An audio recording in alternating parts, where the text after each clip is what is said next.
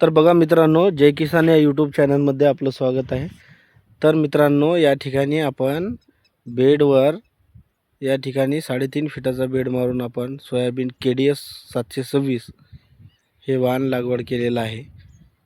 आणि या ठिकाणी बघू शकता 1 जुलै 2026 आपण या ठिकाणी हे लागवड केलेलं आज 10 जुलै 2026. तर मित्रांनो, हे बघा 10 दिवसाचं सोयाबीन झालेलं आहे. आणि 10 दिवस झालं पाऊस बंद आहे मित्रांनो. आणि तरीही सोयाबीन नंबर 1 निघालेला आहे.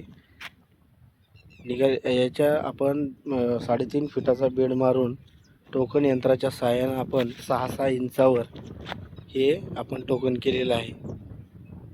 तर बघू शकता, तर या ठिकाणी याची जबरदस्त उगवण क्षमता आहे. आणि पाऊस सुरुवातीच्याच अवस्थेमध्ये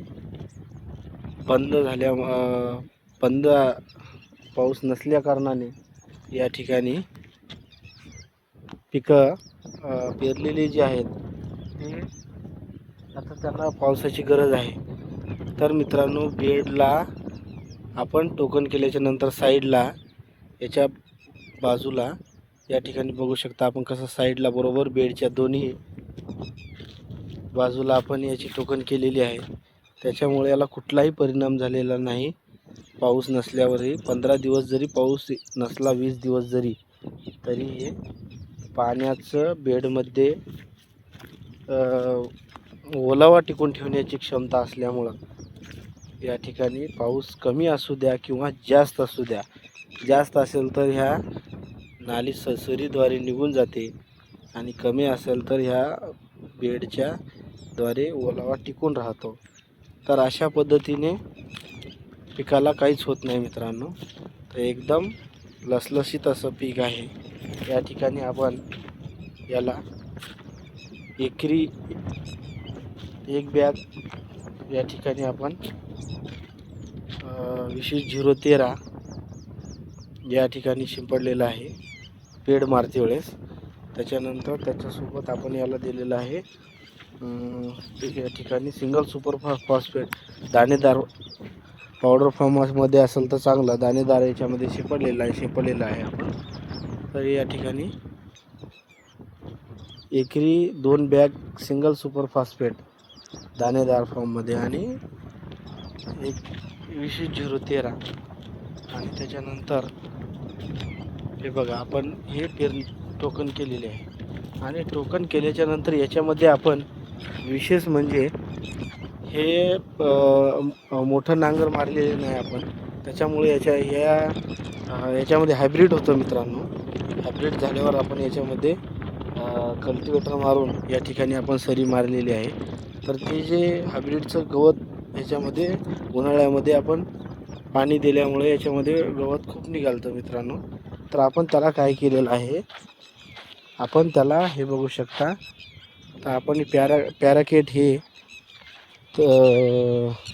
तणनाशक आपण टोकन केल्या त्याला मारलेलं आहे. त्याचा कुठलाही परिणाम झालेला नाही याच्या सोयाबीनवर.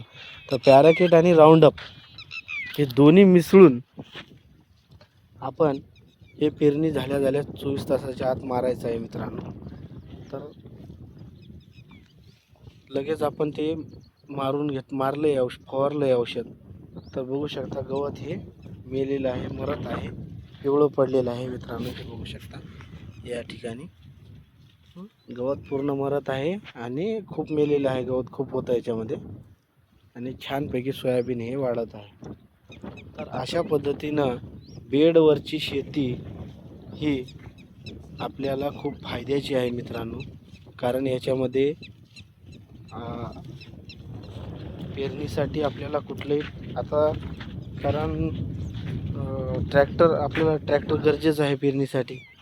तर ते ट्रॅक्टर फिरणं चिखलामध्ये अशा पद्धतीचं कुठलंही आपल्याला गरज नाही.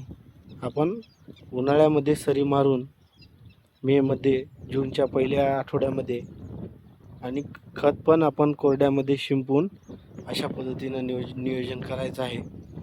आणि हे वेळोवेळी आपण दरवर्षी आपण 5 वर्षापासून घेत आहोत. एकाही वर्षी असा लॉस झालेला नाही बेडवर.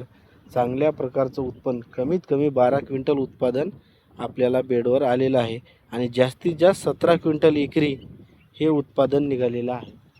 तर अशा पद्धतीनं व्यवस्थित बेड मारून काही लोक काय करतात की बेड मारून एकदम टोकावर याचं लागवड करतात सपाटीकरण करून. तसं केलं तर काय होईल मित्रांनो, तर ते उंचावर लागवड केल्यामुळं पिकाला जर 20-20 दिवसाचा 25 दिवसाचा पाणी जर पडलं नाही पावसाचं तर त्याच्यामध्ये ओलावा थोडंसं सुकायची भीती असते. तर आम्ही अनुभवलं आहे की सुरुवातीच्या अवस्थेत एक 20 दिवस पिकाला काही होत नाही, 20-25 दिवस, आणि 1 महिना जरी नंतर मोठं पीक झाल्यावर 1 महिन्याचं पीक झाल्यावर 1 महिना जरी पाण्याचा जरी तुटवडा पडला तरी याला काही फरक पडत नाही.